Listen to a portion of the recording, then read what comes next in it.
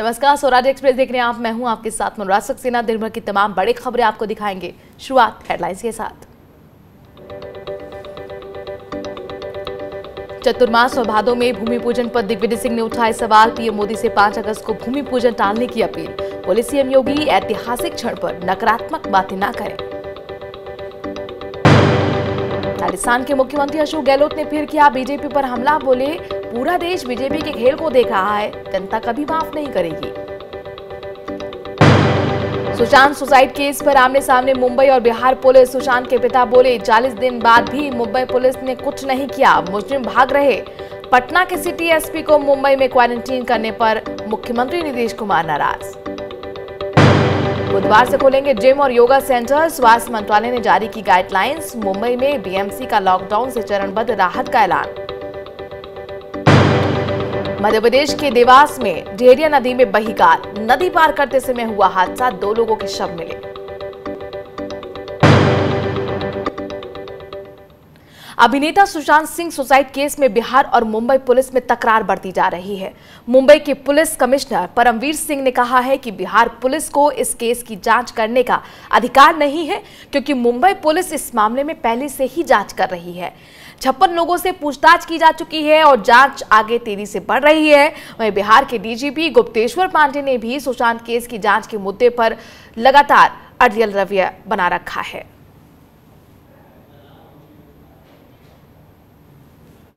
CrPC का procedure यही है, जो ज्यूरिसडिक्शनल कोर्ट होती है वो भी सीआरपीसी के हिसाब से मुंबई की कोर्ट हो जाती है।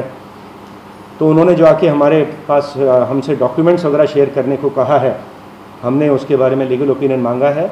यदि बिहार पुलिस के पास कोई ऐसी कानूनी जानकारी है कि जिसके हिसाब से उनको मुंबई में इन्वेस्टिगेशन करने का अधिकार मिल गया है ऐसी घटना के बारे में जो कि मुंबई की ज्यूरिसडिक्शन में हुई है, तो हम अवश्य ही चाहेंगे कि वो कानूनी पॉइंट, लीगल पॉइंट हमसे शेयर करें। कि पटना के जोनल आईजी साहब एक प्रोटेस्ट लेटर बीएमसी के चीफ को लिखेंगे। वो लेटर ड्राफ्ट हो गया है। क्वारंटीन जो किया गया है उसका हम लोगों ने विरोध किया है। हमारे माननीय मुख्यमंत्री जी ने भी इसमें अपना स्टेटमेंट दे ही दिया है कि ये उचित नहीं है। सुशांत सिंह राजपूत के मौत के मामले में अब उनके पिता का बड़ा बयान आया है। सुशांत के पिता के सिंह ने पहली बार कैमरे पर आकर बयान दिया। उन्होंने कहा कि मुजरिम भाग रहे हैं, पटना पुलिस की सभी मदद करें। उनका बयान ऐसे वक्त में आया है जब बिहार से महाराष्ट्र इस मामले की जांच करने गई बिहार पुलिस और महाराष्ट्र पुलिस के बीच टकराव की स्थिति बनी हुई है। वहीं खबरें आ रही हैं कि रिया चक्रवर्ती भी फरार हो गई हैं। के सिंह ने कहा कि पहले 40 दिनों तक मुंबई पुलिस ने मामले की जांच नहीं की, अब मुजरिम भाग रहे हैं, जांच में बिहार पुलिस की मदद करें। उन्होंने कहा कि 25 फरवरी को मैंने बांद्रा पुलिस को आगाह किया था कि मेरे बेटे की जान को खतरा है। 14 जून को जब मेरे बेटे की जान चली गई तो हमने 25 फरवरी में नामित लोगों के खिलाफ कार्रवाई करने को कहा, लेकिन 40 दिन के बीत जाने के बाद भी कोई कार्रवाई नहीं की गई। 25 फरवरी को मैंने बांद्रा पुलिस को आगाह किया था कि मेरे बेटे सुशांत की जान को खतरा है, परंतु उन्होंने कुछ नहीं किया। 14 जून को जब मेरे बेटे की जान चली गई तो हमने 25 फरवरी में नामित लोगों के विरुद्ध एक्शन लेने को कहा, परंतु 40 दिन के बीत जाने के बाद भी उन्होंने कोई कार्रवाई नहीं की। हार उड़कर मैं पटना गया और अपने थाने में केस एफआईआर दर्ज की। पटना पुलिस तुरंत एक्शन में आई। बॉलीवुड अभिनेता सुशांत सिंह राजपूत की आत्महत्या का मामला बिहार विधानसभा में भी उठाया गया। सुशांत सिंह के चचेरे भाई और विधायक नीरज सिंह बबलू ने कहा है कि इस मामले की जांच सीबीआई से होनी चाहिए। नीरज सिंह के अलावा आरजेडी के वरिष्ठ नेता तेजस्वी यादव ने भी सीबीआई जांच की मांग की है। नीरज सिंह बीजेपी के विधायक हैं। वहीं सुशांत सिंह राजपूत की भाभी और एलजेपी की विधान परिषद की सदस्य नूतन सिंह ने भी सदन में कहा कि सुशांत सिंह राजपूत मामले में सही बात सामने आनी चाहिए। इस मामले पर सर्वदलीय बैठक कर सीबीआई जांच की मांग करनी चाहिए।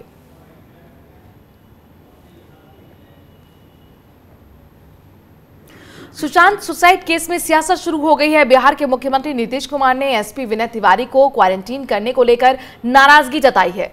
नीतीश कुमार ने कहा कि जो कुछ हुआ वो नहीं होना चाहिए था। नीतीश कुमार ने कहा कि ये राजनीतिक विषय नहीं है, बिहार पुलिस अपनी ड्यूटी कर रही है। उन्होंने कहा कि बिहार के डीजीपी मुंबई पुलिस के अधिकारियों से बात करेंगे। बता दें कि बिहार पुलिस सुशांत केस की जांच कर रही है और जब एसपी विनय तिवारी जांच के लिए मुंबई पहुंचे तो उन्हें क्वारंटीन कर लिया गया।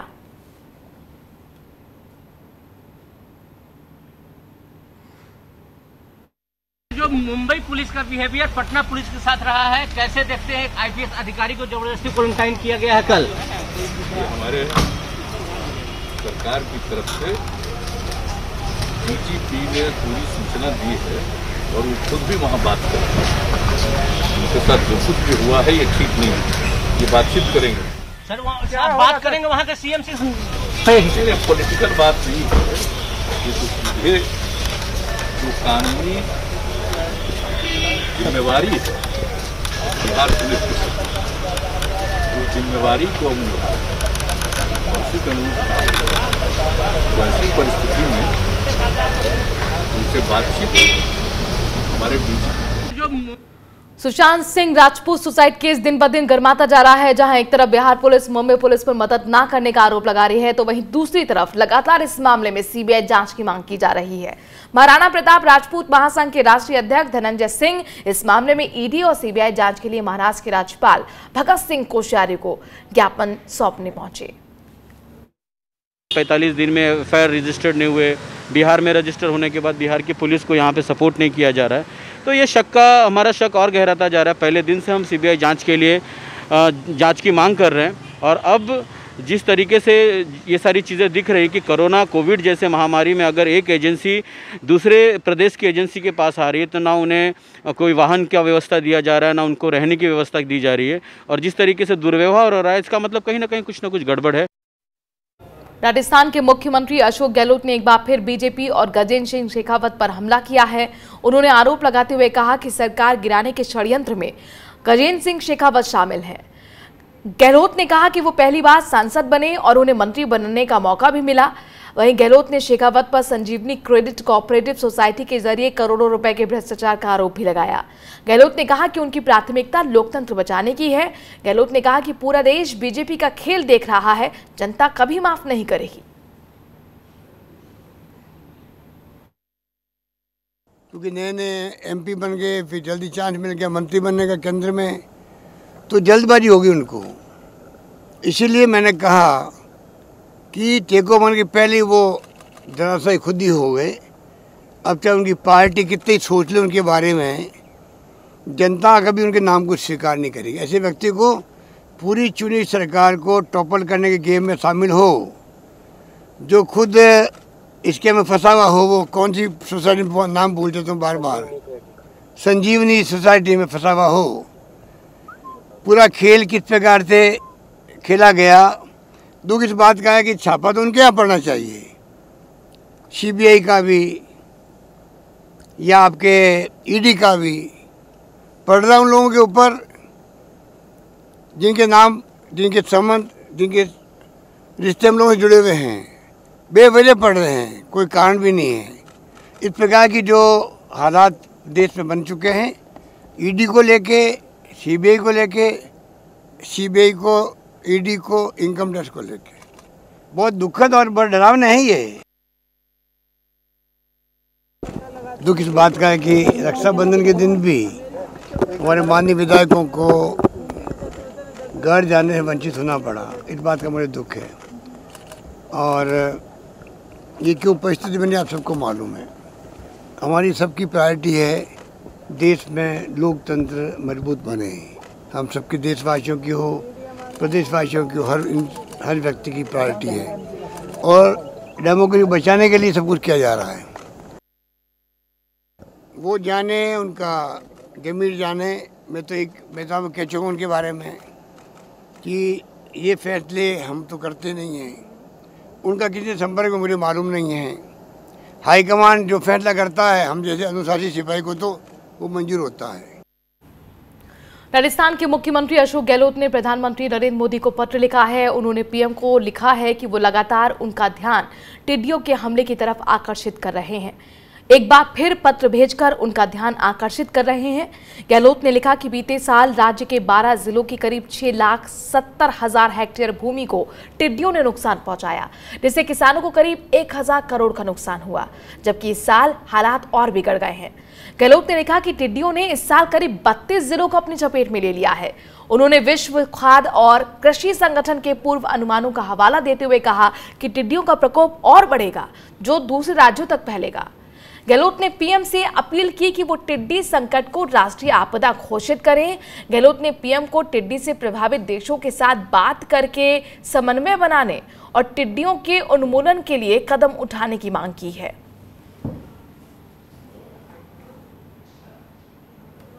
एक छोटे से ब्रेक के लिए हम रुक रहे हैं, जल्द हाजिर होते हैं।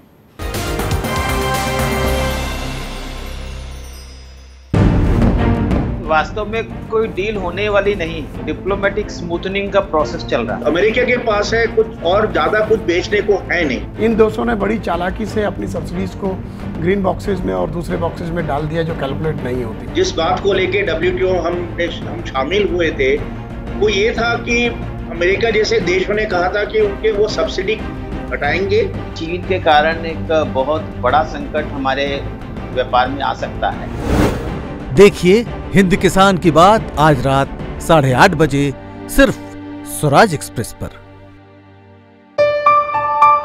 चलो इतिहास के कुछ पन्ने पलटते हैं, चलो उस दौर में कुछ दूर चलते हैं। हो बात ग्वालियर की या हो कहानी मुमताज की, बेगम नवाब की झलकियां या हो बात काले ताज की, हर तरफ पसरा यहाँ इतिहास है। यूं ही नहीं कहते सभी, मध्य प्रदेश तो कुछ खास है। वक्त के निशान।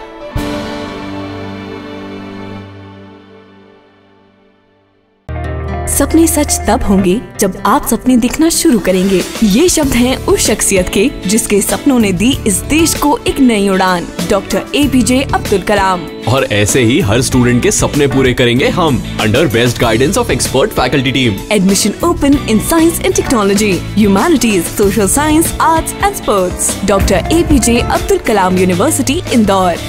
For the details, contact 1800-300-26072.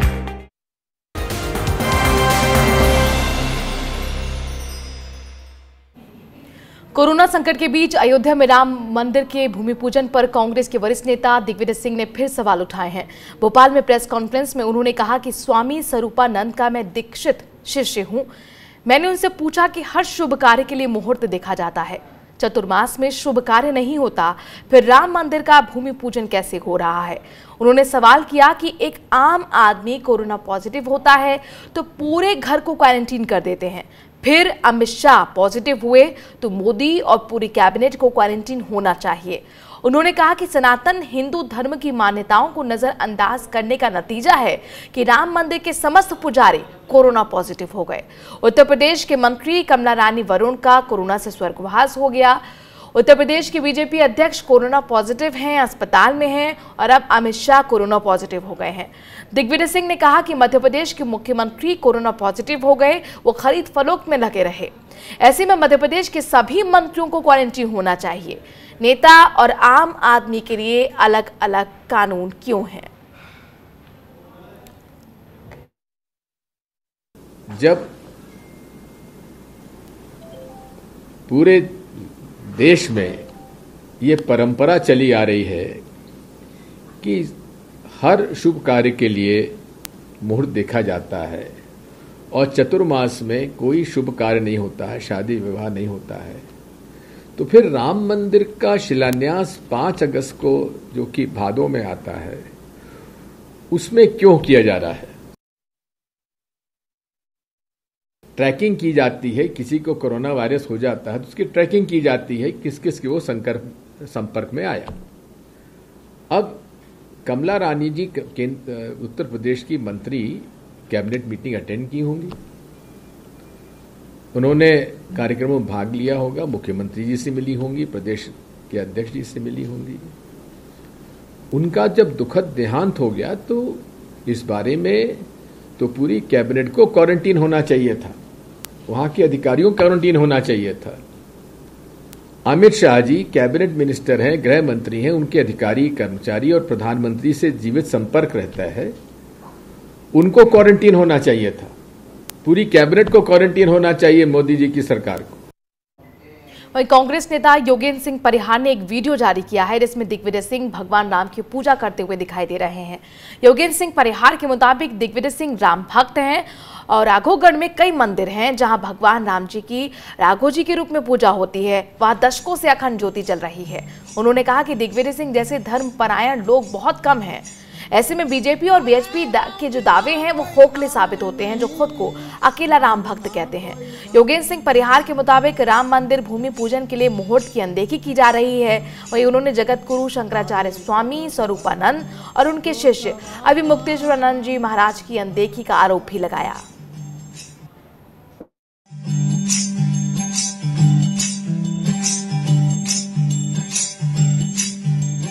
और सकल हंस मेरा में विराजे,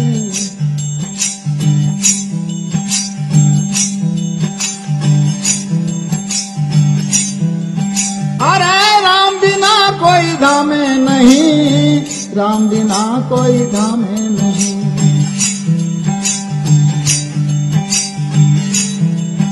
अरे सबर बंद में जोत का वासा, राम को सुमरा दूजा नहीं। हाँ सबर बंद में जोत का वासा, राम को सुमरा दूजा नहीं।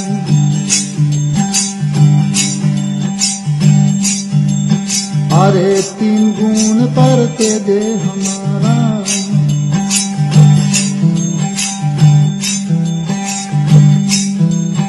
अरे पांच तत्व पर जोत जले, तीन गुण पर तेजे हमारा।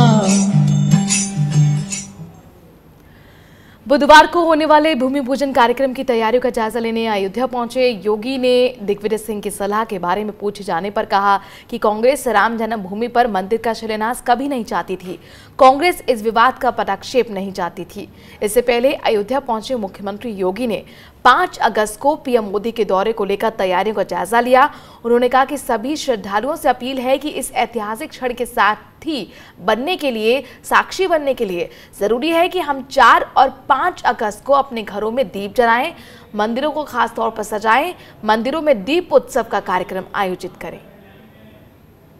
देश के यशस्वी प्रधानमंत्री आदरणीय मोदी जी अयोध्या में लगभग 500 वर्षों की इस परीक्षा के परिणाम के साथ भगवान श्री राम के भव्य मंदिर निर्माण की आधारशिला रखेंगे। ये हमारे लिए ऐतिहासिक क्षण भी है, भावनात्मक क्षण भी है और एक नए भारत के निर्माण की आधारशिला को रखने का अवसर। अयोध्या में राम मंदिर तीर्थ क्षेत्र ट्रस्ट के महासचिव और बीएचपी के उपाध्यक्ष चंपत राय ने प्रेस कॉन्फ्रेंस की। चंपत राय ने बताया कि 5 अगस्त को होने वाले भूमि पूजन कार्यक्रम के लिए 36 आध्यात्मिक परंपराओं के 135 संतों को निमंत्रण भेजा है। चंपत राय ने बताया कि अयोध्या में निमंत्रण कार्ड बांटने शुरू कर दिए हैं। पहले उन लोगों को दिए जा रहे हैं जिनका निवास अयोध्या में ही है। जैसे जैसे लोग बाहर से आएंगे उन्हें उनका कार्ड सौंप दिया जाएगा। चंपत राय ने बताया कि इकबाल अंसारी और मोहम्मद शरीफ को भी निमंत्रण भेजा गया है। हर एक कार्ड पर नंबर है और उसी नंबर की लिस्ट पुलिस को गेट पर दी जाएगी। नंबर और नाम क्रॉस चेक होगा तभी एंट्री मिलेगी। चंपत राय ने बताया कि राम मंदिर परिसर में मोबाइल, कैमरा और किसी भी इलेक्ट्रॉनिक उपकरण की इजाजत नहीं होगी। उत्तर प्रदेश सरकार के मंत्रालय ने मंदिर के नए मॉडल का एक डाक टिकट भी जारी किया है।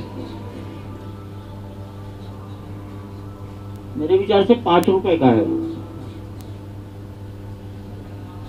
उस डाक टिकट का लोकार्पण भी प्रधानमंत्री महोदय करेंगे।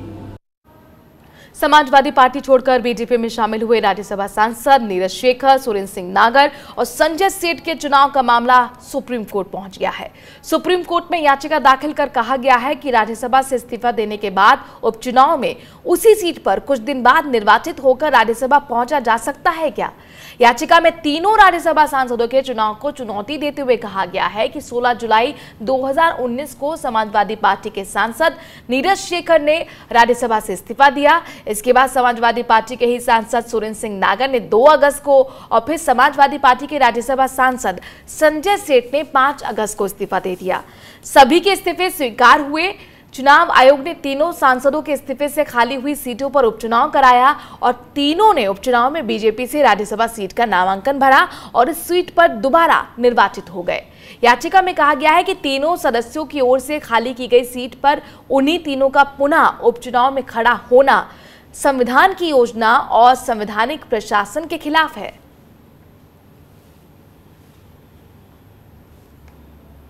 देश में कोरोना को लेकर जो हम खबर दिखाने जा रहे हैं वो चिंता बढ़ाने वाली है। दुनिया में एक दिन में कोरोना के सबसे ज्यादा केस अब भारत से सामने आ रहे हैं। भारत ने इस मामले में अमेरिका और ब्राजील को भी पीछे छोड़ दिया है। भारत में बीते 24 घंटे में सबसे ज्यादा 52,972 केस सामने आए हैं, तो वहीं दूसरी ओर अनलॉक 3 में जिम और योग सेंटर को खोलने की इजाजत के बाद केंद्रीय स्वास्थ्य और परिवार कल्याण मंत्रालय ने गाइडलाइंस जारी कर दिए हैं। केंद्र सरकार की तरफ से अनलॉक 3 में जिम और योग सेंटर खोलने को लेकर इजाजत दे दी गई है, जिसके बाद 5 अगस्त से जिम और योग सेंटर खोल जाएंगे। इसके साथ ही केंद्रीय स्वास्थ्य और परिवार कल्याण मंत्रालय ने इन जगहों पर कोरोना संक्रमण के फैलाव को रोकने के लिए गाइडलाइंस जारी की हैं, जिसके तहत जो इलाके कैंटोनमेंट जोन के दायरे में आते हैं उन इलाकों में जिम नहीं खोले जा सकेंगे, यानी उन्हीं इलाकों में जिम और योग सेंटर खोले जा सकेंगे जो इलाके कैंटोनमेंट जोन के बाहर आते हैं। वहीं 65 साल से ऊपर और 10 साल से छोटे बच्चों के जिम में प्रवेश पर रोक रहेगी। वहीं परिसर में रहने के दौरान फेस मास्क जरूरी होगा, साथ ही सोशल डिस्टेंसिंग का ख्याल रखना होगा। बीमारी के लक्षण दिखाई देने पर तत्काल नजदीकी स्वास्थ्य केंद्र में जाकर जानकारी देनी होगी, जबकि जिम संचालकों को क्लाइंट की संख्या निर्धारित रखने के लिए भी कहा गया है। इसके साथ ही वेंटिलेशन के लिए नियमों का सख्ती से पालन करने के निर्देश दिए गए हैं। कोरोना के बढ़ते मामलों ने चिंता बढ़ा दी है। दुनिया में एक दिन में कोरोना के सबसे ज्यादा केस अब भारत से सामने आ रहे हैं। भारत ने इस मामले में अमेरिका और ब्राजील को पीछे छोड़ दिया है। भारत में पिछले 24 घंटे में सबसे ज्यादा 52,972 केस सामने आए हैं। बता दें कि अमेरिका में 24 घंटे में करीब 48,000 केस सामने आए हैं, तो वहीं ब्राजील में यह आंकड़ा 25,000 का है। देश भर में कोरोना से करीब 18 लाख लोग संक्रमित हो चुके हैं। वहीं अब तक 38,135 लोगों की मौत हो चुकी है। जम्मू कश्मीर के कुलगाम में सेना का जवान शाकिर मंजूर लापता है। सेना ने ट्वीट कर आतंकियों के अगवा करने की आशंका जताई है। सेना का कहना है कि शाकिर मंजूर कल शाम 5 बजे से लापता है। उनकी कार भी जली हुई कुलगाम के पास मिली है। संदेह है कि जवान का आतंकवादियों ने अपहरण कर लिया होगा। जवान की तलाश के लिए सेना का सर्च ऑपरेशन चल रहा है। जानकारी के मुताबिक रविवार रात को सेना की टेरिटोरियल आर्मी का जवान मुजफ्फर मंजूर अपनी कार में सवार होकर घर की तरफ जा रहा था। रास्ते में कुलगाम के रामवहामा इलाके में आतंकियों ने उसे रोक डाला। उसके बाद बंदूक की नोक पर उसे अपने साथ ले गए। सैनिक का अपहरण करते जाते देख आतंकियों ने उसकी कार को भी आग लगा दी। एक छोटे से ब्रेक के लिए आप रुक रहे हैं। जल्द हाजिर होते हैं कुछ और खबरों के साथ।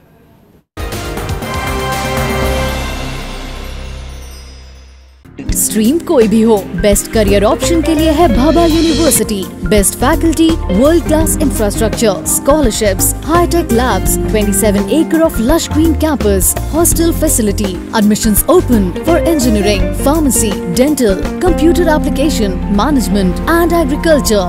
Bhabha university at Hoshangabad road Bhopal. Call 9165025500।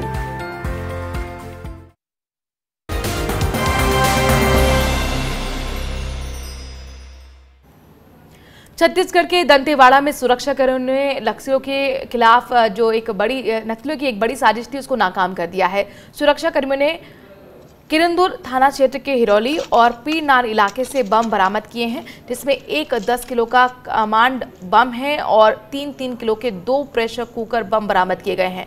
सुरक्षा बलों के मुताबिक नक्सली बड़ी घटना को अंजाम देने की तैयारी में थे।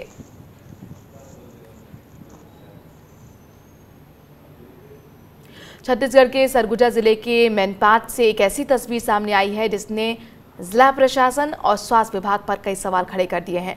मैनपाट में कोरवा जनजाति के लोग बड़ी संख्या में रहते हैं। पिछले दिनों एक कोरवा महिला का प्रसव पीड़ा जब हुई, लेकिन नजदीकी अस्पताल में पहुंचाने के लिए काफ़ी जद्दोजहद करनी पड़ी। दरअसल अस्पताल जो था वो नदी के दूसरे किनारे पर है और वहां पुल भी नहीं है, जिसके चलते लोगों को परेशानियां होती हैं। गर्भवती महिला के घरवाले भी जैसे तैसे महिला को नदी पार करा के अस्पताल पहुंचे, तब कहीं जाकर उन्हें एम्बुलेंस नसीब हुई। फिलहाल बतौली के शांतिपारा सामुदायिक स्वास्थ्य केंद्र में महिला को भर्ती कराया गया है, लेकिन इस घटना ने एक बार फिर साबित कर दिया है कि छत्तीसगढ़ में विकास के असल हालात क्या हैं। मैनपाट अंचल में कुछ ऐसे दुरस्त और दुर्गम गांव हैं जो कि बरसात के दिनों में थोड़ा सा आवागमन में दिक्कत होती है। तो वहाँ के लिए हम लोगों ने ये प्लानिंग किया है कि जहाँ तक हमारी एम्बुलेंस जा सकती है वहाँ तक एम्बुलेंस जाएगी और उसके बाद छोटी गाड़ी यदि जा सकती है तो वो जाएगी और गाँव से फिर उसको उनके घर तक जाना संभव नहीं है कि किसी भी गाड़ी का, तो वहाँ से उसको किसी अच्छे तरीके से ला सकते हैं। मध्य प्रदेश के देवास जिले में कमलापुर में पुल से गुजर रही एक मारुति वैन पानी के तेज बहाव में बहकर डेहरिया नाले में समा गई। वैन में कुल 5 लोग सवार थे, जिनमें से 2 की मौत हो गई, 2 लापता हैं, जबकि एक बच्चे ने वैन से कूदकर अपनी जान बचाई। पुलिस टीम मौके पर पहुंचकर रेस्क्यू ऑपरेशन चला रही है। देवास जिले के कमलापुर गांव से रेखाबाई मारुति वैन से इलाज करवाने के लिए अस्पताल गई थी। वैन में रेखाबाई के साथ उनका 14 साल का बेटा था, मां थी और चाचा के साथ ड्राइवर वैन भी सवार था। इसके साथ ही हॉस्पिटल से इलाज के बाद ये लोग जब वापस गांव लौट रहे थे, कमलापुर से सामगी के बीच डेहरिया नाले के रिपटे पर पानी का बहाव काफी तेज हुआ। मारुति वैन पानी के तेज धार में बह गई। हादसे में रेखाबाई और मारुति वैन ड्राइवर की मौत हो गई। दोनों के शव बरामद कर लिए गए हैं।